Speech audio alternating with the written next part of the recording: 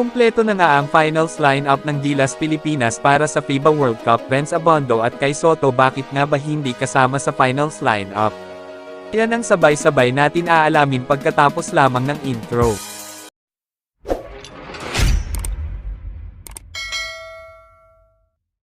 Kasalukuyan ngang nag-insayo ang ating national team dito sa Pilipinas para sa paghahanda sa paparating na FIBA World Cup.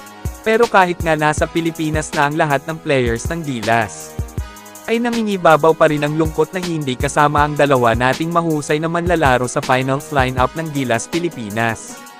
Sa kadahilan ng injury ang ating pambato na si Kai Sotto, at hindi pa sigurado kung kailan ulit siya maglalaro sa natamo niya last NBA Summer League. At si Renz Abando nga ay hindi na isama sa lineup gawa ng sabi naman daw ng head coach ng Gilas Pilipinas na si Coach Chot Reyes, kahit naman daw hindi nakasama si Renz Abando or si Kai Sotto ay nandun naman daw si Jordan Clarkson at ang Ravenna Brothers para sa Gilas Pilipinas. Nakakasiguro daw si Chot Reyes na mas malakas ang Jordan Clarkson at Ravenna Brothers tandem at malawak naman daw ang experience ng mga ito kaysa sa dalawa.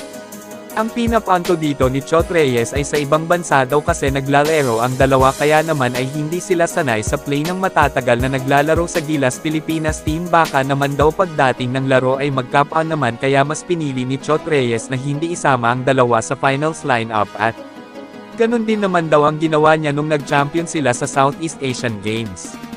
At mga idol, kayo ay iniimbitahan ko na dumalo sa August 23 at 24 dahil fiesta sa amin sa Barangay Marinig. At makakasama natin si Konsehal Joel #1 kayo sa puso ko. At huwag mo naman kalimutan suportahan ang aking channel sa pamamagitan ng like, share, subscribe, upang ganahan pa ako gumawa ng video katulad ng ganito. Maraming salamat sa panonood.